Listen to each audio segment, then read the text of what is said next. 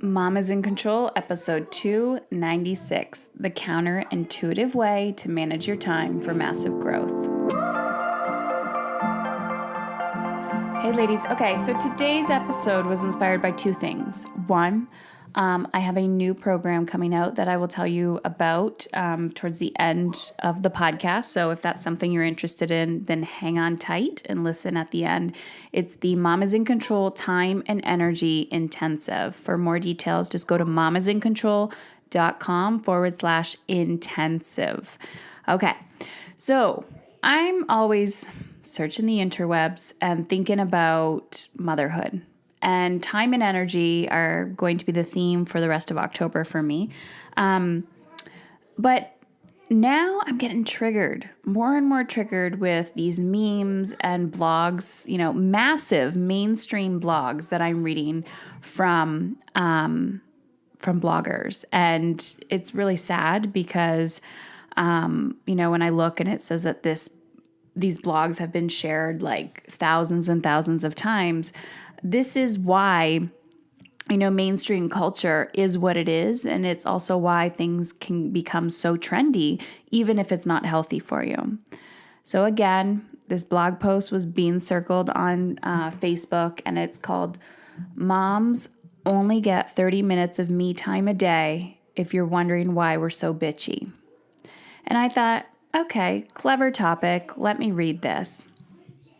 So I'm going to be talking about the counterintuitive ways to manage your energy for massive growth in a second. And you guys have heard me talk about this before if you are an avid podcast listener. But I wanted to bring awareness to to blog posts like this, because I think it does more harm than good. And it's almost like, when they say your actions speak louder than your words, but also like words hurt, like that old saying of like sticks and stones will break my bones, but names will never hurt me. But the truth is that like words actually do matter. Words are very, very powerful. So when a woman who feels lost and confused and isolated and overwhelmed, and she's looking for support, and all of a sudden, she's Googling like mom blogs, and she's reading about all of these motherhood blogs about how overwhelmed people are and how depressed parenting can be and how isolating it can be. It's actually a self-fulfilling prophecy. And what does that mean? That means you could, if I'm sitting here going, I have no energy, right? I have absolutely no energy. I'm exhausted. And I look around me and everyone else doesn't have energy and they're exhausted. I'm like, oh, good. I must be on the right path. And that's exactly what my story was, right? I was sick. I was overwhelmed. I had young children, and, even family members said, it will get better. It will get better. Not that I probably would have taken people's advice, but I didn't have any positive role models around me of women who were kind of leading the change and saying, you know what? It doesn't need to be like this. So there is a saying out there, create what you need. And I needed a role model. Therefore, I decided to become one. Okay, now I'm going to read you some of this podcast or this blog post. I don't know why I keep saying podcast, this blog post. And I want you to listen to the limiting beliefs and the cultural dynamic that is placed upon us, the cultural unconscious expectations. And I know, because I was reading this and I'm like, okay, I teach this stuff. I could see how, even now, it's so easy to put a blind expectation on yourself when nobody else has told you to do that, right? No one else has told you to do that to yourself. So this blog post says, moms have basically no time, according to this study. Here's some depressing and educational news to start your day. The average parent only gets 30 minutes of me time each day. Pretty sure dads get at least as long, just counting their time spending on the toilet. So I'm going to keep it real here and just say moms.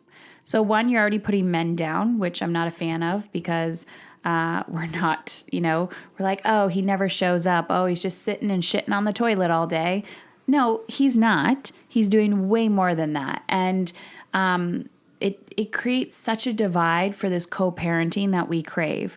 Like, yeah, let's just, put our spouses down or put the father down, even if he is, a douchebag and a low life. It's not saying that all dads, take 30-minute shits on the toilet. So I get that this is supposed to be enlightening and funny, but I don't know. I don't find this kind of stuff humorous. I think it can actually be very detrimental to the mental health of women and parents and human beings today. So the next time you're feeling a little snippy for no obvious reason, maybe this enlightening study will provide clues. I think that's a great point. Maybe the fact that you're being bitchy is a sign that something needs to change in your life. So just keep observing how this blog post and this quote unquote study, whatever study it is perpetuating the victim mentality and the powerlessness that isn't being instilled in women and mothers today. So even though, this whole stuff that's going on in the media with men and women and sexual assault and things like that, I want you to be very mindful that blog posts like this are a slippery slope for allowing women to believe that they are powerless. So it says, a survey conducted by meal delivery service found that the typical parent has just 32 stupid minutes to themselves each day. 32 minutes out of 24 entire hours. And if a mom is lucky, because guess what, guys? Again, right? That belief, self-care is selfish. Taking time for yourself, that's selfish, right? Because what's the opposite? Apparently you're going to be bitchy. So if you're lucky, and I'm saying this with air quotes and you can't see me because it's just luck, right? It's just the luck of the draw. You have nothing to do with this. Clearly I'm being sarcastic. And if a mom is lucky, 7 of those minutes are spent in the shower. 9 of them shaves the bottom half of her legs. And the study also found that some parents are literally hiding from their kids to get a few precious moments of zen. The fact that that will surprise absolutely no mom ever. Of course it won't, because I'm literally trying to create a current in a frickin' river in the opposite direction of what it's currently flowing. And I can't do it by myself, right? So you need to take charge of your life. Clearly, I'm getting angry. Okay. The survey discovered that 32% of parents don't even stop working until 8 p.m. I went, who's putting shackles on your hands? Interesting. I'm fortunate that my job wraps up at a very reasonable hour every day, but once that's over, I have errands, cleaning, cooking, and other adult business to attend. Guess what, honey? So do I. So does everybody else. That's aside from my job as a mom, which includes driving people to practices, games, lessons, play dates, helping with homework, following them around to make sure they shower and brush their teeth. Yes, because you definitely need to follow your children around everywhere, because if you don't, you're a bad mom. Hence, enter more sarcasm. It's never ending, really, which is why these 32 minutes even seem a bit generous. I did venture that most days I get maybe half that. The study found that the average parent with a full-time job also spends around 18 hours each week directly taking care of their kids. Add that to a 40-hour work week, not too many hours are left over. Guess what, guys? We're going to be talking about the counterintuitive approach, because everybody still has 24 hours in a day and everybody still might work 40 hours a week, which is great. I still work and I can still take care of myself. And I'm going to tell you how to do that in a second. And then she goes on to say, because of my job, oh God, this line really gets under my skin. Because if my job or my kids or my husband don't need me, my dogs do. Since when do we feel that we are servants to our children, to our husbands, and to our dogs? Your children can support you as well. Your husband can support you as well. It's not about, I am here and I give, give, and there's nothing left over for myself. Right? Hey, honey, I don't have time for that right now. As you can see, our limiting beliefs from, I don't fucking know, the beginning of time are still trapped in our brain and our being, believing that like, well, if everybody else doesn't need me, then there's nothing left for myself. Or my neighbor wants to chat for a little bit, or I have a meeting with my kids' various activities. Yes, because if my neighbor wants to chat and I'm on my way to do something, or I'm on the way to the gym, or I'm about to go for a run, and I feel like I don't have quote unquote time to talk to my neighbor, why do I have to stop and talk to my neighbor? I could say, hey bud, I'm going for a run, I'll be right back. Why do we feel like these boundaries of everyone else's expectations and their agendas need to override ourselves? And I'll be talking about this more in a second. So I didn't really need data to tell me that I have basically zero time for myself. You choose to have zero time for yourself, FYI. Just like most moms, the day starts and ends with doing shit for everyone else but me. The day starts and ends with doing shit for everyone else but you, because you choose that. I wake up mere minutes before my son, and the moment his little feet hit down the hall, I'm up and running. Awesome. Again, personal choice. Making waffles, going through take-home folders, starting laundry, checking in for work briefly, trying to drink half a coffee, walking the dogs. I'm sorry, if you don't have time for your dogs, again, nobody dropped them on your front doorstep and said, if you don't take my dogs, I'm going to kill you. You chose to have pets, therefore you chose to take care of them. The clock starts and doesn't stop for another 14 hours. Awesome. I need to give this lady a great morning routine that will help her realign her energy. It's no wonder 32 minutes a day is the best we can do. Oh God. Okay. I'm going to reach out to Scary Mom.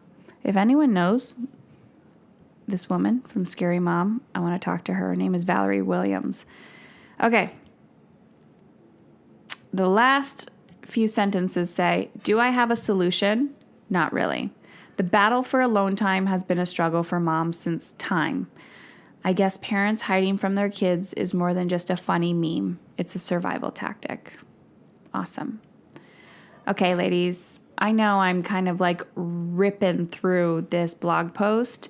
And part of me, no negativity towards the author of the blog post, but I had to call it out because this is an epidemic. And, when I started my business, I did it out of sheer need for myself, because I was like, why do I need to die in order to feel alive? Why? I don't understand. And the more and more that I work with women, the more I realize that this is a huge issue. Feeling and believing that you don't have time for yourself because of the guilt and the overwhelm and the fear that come into place that if you actually do create space for yourself. But as you can see, we're yelling and screaming at our children, and we're quote unquote bitchy. I love that word too. We're quote unquote bitchy. Because we don't have time for ourselves. So therefore the world just needs to handle it. I don't understand. So I remember podcasting about this before, of the 3 reasons why you're yelling. I don't know if you can hear my kids in the background. I feel like they're getting really close to me. I'm in my office and they're right behind the office playing with some guns or something.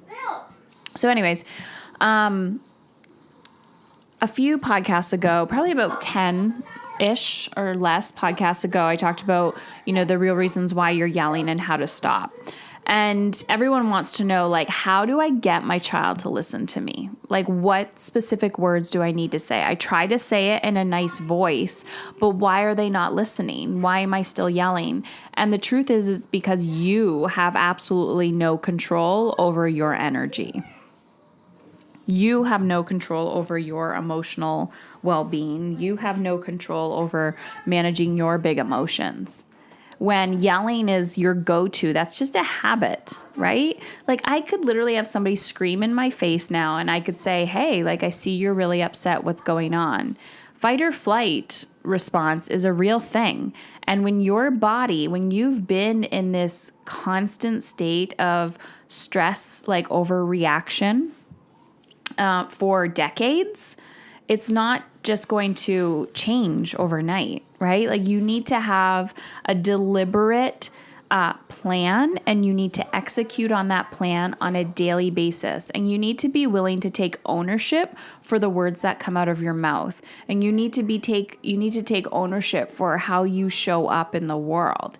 And I also understand that this blog, why do I say blog? This podcast could be very confronting, and you're like, damn, she's just punching me in the face over and over again. And I'm really doing this for the benefit of you and your children, because what I see is people want the quick fix, and everyone will buy a quick fix, right? That's why the diet pill industry is so big, and the supplement industry, and like the fitness industry in itself of like lose 10 pounds in 10 minutes. And we're realizing that it's not sustainable, and it's leaving people feeling not enough, worthless, afraid, very sick, and dying as well. I remember having a friend, and her mother passed from just taking too many supplements, just trying to have the perfect body, and it killed her. So be mindful of your thoughts and your beliefs around this. And I encourage you to become the trailblazer. I encourage you to take a stand for how you want to feel in your life, and take a stand for, for how if you can't do it for yourself, then do it for your children or somebody else that you love, and how you want them to feel about their life. So the counterintuitive way to manage your time and your energy is be aware of your lack mindset. Never enough time, projecting of how you think and feel about yourself onto others, right? Like, oh, there's never enough time for me. Well, have you like made a stand and a stake and declared like, hey, I want to do this, or I want to go here, or I want to do that. And I get it. I have 3 boys, but they're a little bit older now. So it's easier for me to say, hey, I'm going to go for a walk, or I want to do this. But I still feel guilty. I still feel guilty all the time when I'm making a stand for myself. And I also realize that sometimes the guilt that I'm projecting onto my family is my own resistance of not wanting to do the work, because if I do the work, then that means I'm going to grow and evolve. And growth and evolution as a person is really uncomfortable, right? When you're up leveling, when you're being more visible, when you are, feeling better in your body, and people are starting to notice, when, you get comments like, oh, must be nice. Oh, da-da-da. And I'm like, yes. And I had to work for it to get here. So I get why people use their children as an excuse to play small, but it's also not healthy and not sustainable, especially if you feel isolated and alone. You need to ask for help. You need to say, I need support. Now, let's just say you just had a baby and you're breastfeeding, or, the baby needs you all the time. Like, I get it. You're sleep deprived, you're all of these things, but there's still ways that you can take a stand for yourself. You could bring the child with you and get out of the house. You could, ask somebody to come over so that you could sleep or take a shower. And it's okay to allow your child to cry. You don't have to do the sleeping out method, but it's okay if you're like, you know what, I just need like an hour nap. I'm going to pop some headphones in, and I know somebody's watching my baby. And I know I just fed the child, and yada, yada, yada. I'm going to take a nap.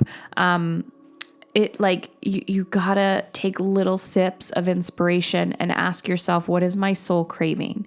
I also know, when you first have a baby, I remember I had 2 home births, and my last home birth, I asked my midwife, I said, do you have a list of like rules for people? And so I put these rules on my front door, and people thought I was crazy. And I was like, I don't fucking care. I'm pretty sure everyone thinks I'm crazy, so I'm okay with that. And it was like, don't stay long, wash your hands, like don't ask stupid questions. If I'm tired and I tell you I want a nap, like leave immediately. Like it was all these crazy rules. Don't bring gifts for the baby, bring food. And it was a list from the midwives. And I thought this is epic because people come, they spend hours and hours and hours and you're exhausted and you don't, you're just like, I'm just hungry and I just want to sleep and I just want to like whip my boobies out so this baby can like suck on them or, have a bottle and feed this child or whatever you need to do. But it's really about just owning your sacred space and respecting yourself. This is huge, guys, respecting yourself. Another thing, when parents say to me, like, I don't feel respected from my child, and I will ask the parent, like, are you respecting yourself? And they're like, well, what do you mean? Like, I don't know how I'm not respecting myself. And you have to respect your time and your energy. I remember when I started my business, I was terrified and I started creating space for myself at home, and I'd actually get rid of the kids for a few hours. And then when I would do that, my friends would start calling me and be like, hey, can you babysit my kid? And I'm like, I just got a babysitter for my kid. Why am I going to babysit your kid? And they got mad at me. And I'm like, does this make sense?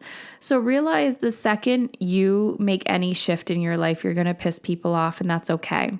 So I want you to imagine, so again, the counterintuitive way, right? The intuitive way, the mainstream way is pretty much what I just read in that amazing blog post, which was give to everybody else. Don't give to yourself. And when you're a bitch, you can blame the world and you have nothing to do about it. And you don't take any ownership for your actions or the words that come out of your mouth. And I'm like, great. How's that going to help you with your relationships? How's that going to help you with the relationship you have with your child? How's that going to help you, with your marriage or your partnership? And, how is that going to help you when you're in your business and, you're trying to have positive communication with your clients? Like if I was a bitch all the time, do you think my clients would want to work with me? Probably not, right? Like they're going to be attracted to your energy. So if you're really hard to work with, you're losing money in your business. You're definitely wasting your time on things that aren't life enhancing for you.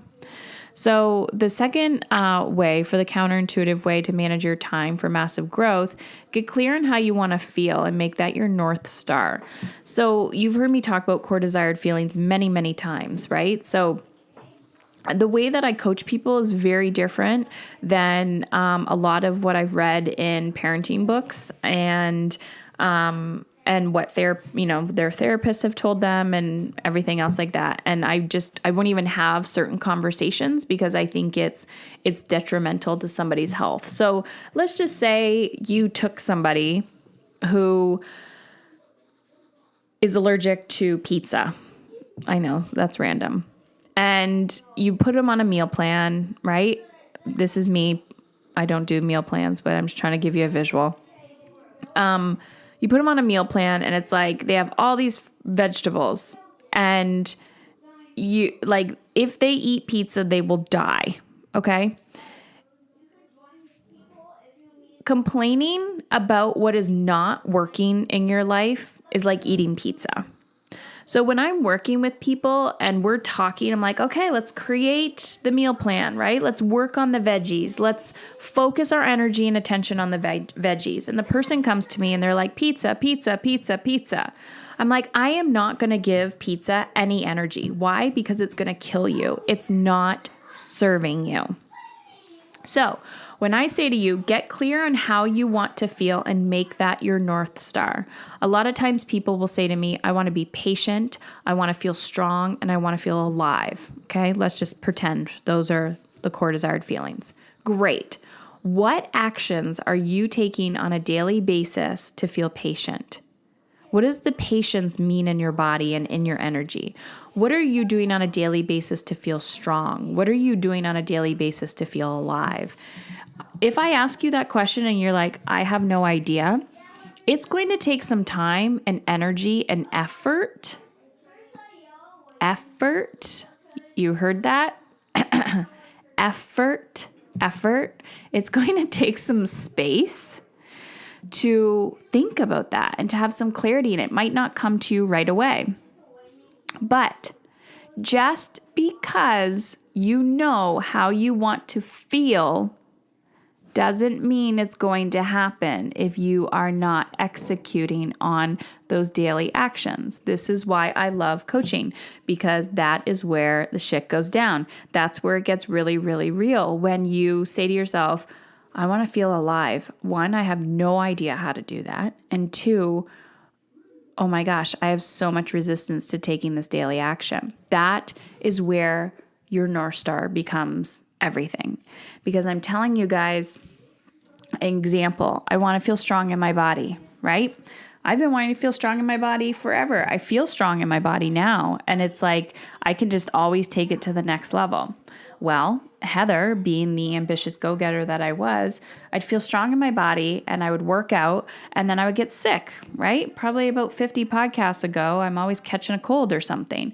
And I'm like, what the fuck? I'm trying to work out. I'm trying to feel strong in my body. But what I was doing, I had to find the right workout for my body. And I was still seeking professional help. And it's not that these professionals didn't know what they were doing. It's like, I don't know everything for everybody either. I'm like, what works for you? Take that and tweak it and run and keep going, right? So I had to, through trial and error, which is what life is about, I had to not back down and say, okay, how can I work out in alignment with how I want to feel? I want to feel strong, but I don't want to be sick. So what's going on with my body? Why is it reacting this way? It's telling me something. So I had to figure out that right now anyways. I know it's going to shift shortly, but I had to work out about 20 minutes a day, and building an at-home practice was actually working better for me rather than going to CrossFit for an hour a few times a day, or not a few times a day, a few times a week. And so, but for me, I had to get over the belief that, showing up I'm like, this isn't going to do anything. 20 minutes, that's easy, right? That's easy. But it's the compounding effect. If I show up for 20, 30 minutes a day and I do that 5-6 days a week, one, I'm not dead every day. And two, the compounding effect, I feel stronger than I ever have because it's from the inside out. It's the little actions that make all the difference. So one, you have to get clear on how you want to feel. You have to make that your North Star. You have to stop focusing on the pizza. You have to stop focusing on the shit and say, you know what? I'm so done talking about my problem. Now I want to create a plan to make the magic happen. And then you have the plan, and then you got to follow through with the plan. Yes, it's not going to be perfect, but if you get 80% of it done, awesome, you're golden. The 20%, then you got to learn to not beat yourself up and just to rinse and repeat, and progress, not perfection. Okay. The last point I have on the counterintuitive way to manage your time for massive growth: lead from your energy, not reacting from other people's energy. So reading that blog post, you could see that she was reacting from other people's energies, other people's expectations of who she needed to be. And it could be a little expectation of like, hey, Susie, how are you? Can we talk for an hour right now? And she's probably going, oh man, everyone's taking my time. Meanwhile, this woman or neighbor or whoever is just like, hey, I would just like to talk to you. Let me know if you have time now or later. So if you have boundaries, if you have energetic boundaries, this is huge, huge. And you don't have to be a bitch about it. You can use your North Star and talk to people in alignment with how you want to feel. Hey, I would love to chat right now and be of service to you, but I can't. I've had to do this a lot this week. A lot of people have asked for my time, and I'm like, thank you so much for thinking of me, but now is just not a good time. I'm honoring them. I'm being respectful, and I'm just declining, and I'm saying no. I'm not like, no, fuck you. Don't ask me. They're not going to come back, right? So it's being in alignment. But I will tell you, when I was first transitioning over to start living this way, I had a lot of anger and resentment inside of me, and that would come out in my communication because I would, people are like, oh, can you do this? Can you do this? Can you do this? And I would project on them and be like, everyone needs my time. I feel so overwhelmed. And I'd be like, no, I'm not doing this, or I just wouldn't respond or whatever. And I get it, guys. It is overwhelming. Life can be full, but energetic boundaries are huge. And you might be thinking, well, Heather, what the heck is an energetic boundary? It's just living in alignment with how you want to feel. That's it. And when something comes in, and it could be my child's example coming to me while I'm podcasting, Mom, can you do this for me? No, honey, I can't. I'm podcasting right now. I can talk to you in 10 minutes. Okay, cool. And if he doesn't respect that, that's okay. He can have his meltdown, right? He can do this. He can do that. I can't tell you how many times my kids have said to me in the last week, can we go here? Can we do this? Can you buy me this? Can you buy me that? And I'm like, no. And I said it in so many kind, loving ways. And I thought, how many times before have I said yes to them because I felt guilty? Or because I was just so overwhelmed? I'm like, yeah, sure, whatever. And then, you go back through your Visa statement or your credit or your debit statement. You're like, I spent $300 on crap this month just because I didn't know how to say no. And that crap ended up in the garbage, and because they broke it when they got home. And then I was angry and resentful and presenting that onto them because I couldn't say no to my children. So at the core of it, if I would have honored myself and said no, I would have never bought it for them. Therefore, I wouldn't have projected my anger onto them and blamed them, right? And they were like, I'm just asking, right? If you don't ask, you don't get. So I know this is a lot of information that I'm giving you guys today. I want you to just sit with it. I want you to later pull out your pen and paper and just ask yourself, who am I not living in alignment with? Like, what relationship in my life? Is it with my children? Is it with a partner? Is it at work? Is there one relationship at work? Is it with the neighbor? Is it, with yourself? I mean, the relationship with yourself is number one. Where are you not in alignment? Where are you giving when you actually don't want to be giving from that place? And I know you've heard it many times, less is more, but the quality of your life will improve. And sometimes you have to slow down to speed up. So you'll slow down, you'll get the clarity, and then you're like, okay, now I can lead from the energy that I want to be leading with. When I got sick and I was in recovery, I felt really guilty because the old Heather from give, volunteer positions and things like that, I had to say no. I said no to everything, and I focused on me, and nobody cared. Nobody said anything to me like, oh, Heather, you're not the same person you were. I was really hard on myself mentally at the time. And I'm like, Heather, you have the rest of your life to do this. Just rebuild yourself. Rebuild yourself. Lead from this place. So what? When you do give back, oh my God, it's going to be so much better.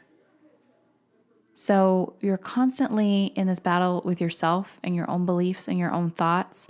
So I just want you to know, 1, you're not alone, and 2, change is possible. You do not need to give in to the cultural current of motherhood that you need to be chronically exhausted, fatigued, burnt out, and overwhelmed. Yes, you will have seasons. You will have hard, challenging seasons in your life and in your parenting, but it doesn't need to slowly kill you. You have to take specific, strategic action. All right, ladies, thanks for listening to my ramble today. So please, if you haven't already subscribed to this podcast on iTunes, I would love if you have gained any value from this, if you are also able to leave a review. It's actually kind of simple. It seems a little overwhelming sometimes, but I know when you're on the podcasting app, and I'm sure there's another way to do this, you can just go to leave a review, and then you can leave, if you think it's worth 5 stars, leave 5-star review, and just a little feedback for anybody else that's looking for the podcast, saying like, what's this podcast about? Should I listen to it? Also, that other thing that I have coming up. So Mastery is now closed. We do have a few people that we're having interviews with for Mastery, but applications for that are closed. And a lot of the feedback that I've been receiving from people is, they jump into Mastery, they're ready, they're committed, they've been doing the work. It's an 8-month commitment. But it's also a big financial commitment. And, we're looking at all areas of your life. So I thought, how can I be of service to these women in this one-on-one capacity? But it's not such a big financial commitment, and you are going to get you're going to dive into this work. So what I've decided to do is do a Mom is in Control time and energy intensive, because I know time is the big issue, right? Energy is the big issue. So I'm creating a 4-hour intensive. So me, you, and an intimate group of other women are going to be gathering together. We'll hang out on Zoom. So it's kind of like Skype. We have the video and we can interact with each other. So we're going to be doing this. Let me see if I'm going to pull up the information. November 9th is the first intensive. And this intensive is all about you. It's in real time, showing up for those 4 hours. So you block pretty much like the day off on your calendar. You get a babysitter, you go to a coffee shop, you lock yourself in the car for 4 hours. I don't care what you do. This is where we're going to make magic happen. So in this 4 hours, so yeah, it's Friday, November 10th, 10 a.m. to 2 p.m. Eastern Standard Time. So if you can't make it to this day, don't worry. I'm going to tell you how you can get, you might be able to do the next one. But during this 4 hours, I'm going to walk you step by step through the process that I use, the energetic time management process. We're going to be talking about time. We're going to be talking about energy. It's live Q&A. We're going to be doing hot seats with you guys. So for 4 hours. And then in that space, you're also going to be doing the work. So you're not just learning a concept. You're going to have your calendars out. You're going to have your life out. You're going to be like, I'm organizing my time in alignment with how I want to feel. So we're going to talk about, how do you want to feel? What is it that you want in your life? So if you go to momisincontrol.com/intensive, so intensive, you're going to see a little intro page there. I want you to enter your name and your email. This puts you kind of on the wait list. So if you're like, I can't do November, that's fine. You're kind of entered into the wait list. We'll let you know when we open up another day. But also when you enter your name and your email, I'm going to send you all the podcasts that I've done previously that are kind of like in alignment with this. So if you're like, I want to dive into this time piece, then I just send you a list of them. So that's a great way to get that as well. Also, there's a $200 off coupon. So this time intensive, you're getting 4 hours of this intensive coaching with me. We're going to do the process together. I'm literally walking you step by step through the process. So don't expect that you need to know anything. Like, come as a complete newbie and I will go step 1, step 2, step 3, step 4, and that. Also, right now, especially for November, I don't know if I'll be doing this in the new year, I'm offering a 30-minute one-on-one follow-up coaching call with me. So not just are you learning and implementing, you're going to have like a 30-day follow-up one-on-one coaching session with me. And we have a private Facebook group and things like that. So this intensive now, and I'm telling you 100% this will be going up in the new year, is $9.95. You also get unlimited access to the content. So we will record it, but I want you to be able to show up live. So you get $200 off that. So you get it for $7.95. So all you have to do is head on over to momisincontrol.com/intensive, fill out your name and your email. You'll be sent to another page where you can register for that. So we're going to have about 20 women in this round. It's going to be kick-ass. You get to interact with me one-on-one. Yeah, it's amazing. I'm teaching you the foundational core concept of the mastery program, which has been the game changer for the ladies in my group. It's helping them live in alignment with how they want to feel. So this is all about helping you. Like, no more excuses, guys. No more excuses. I am so done hearing your excuses. It's like, you can change. You can 100% change. You can turn the shit around. So I ask you, what would your life look like if you felt more in control of your time and energy? How much are you losing in your business or career right now because you haven't solved your time and energy problems? How much money are you spending? I guarantee you, if I went through your budget with you, you would be able to save this money. You would have made more money by making this investment? How much money are you spending unconsciously trying to cope with your stress? Shopping, eating out, unnecessary spending because you haven't pre-planned. How many therapy sessions have you taken to deal with the stress, just talking about the problem without a solution or a plan or accountability to follow through? Lastly, how often have you found yourself yelling at your children because you feel overwhelmed with everything on your to-do list? I'm trying to make this as accessible as possible, ladies, but I need you to show up. So head on over to mamasincontrol.com/intensive. Get on that list. I'll send you the $200 off coupon code, the list of podcasts that are in alignment with this modules this philosophy that I teach. And if you can make it to the November one, you can register on the spot. All right, ladies, remember, you got this. You do have control, but it's going to be uncomfortable. You got to implement some tools and strategies, make a plan, and get clear.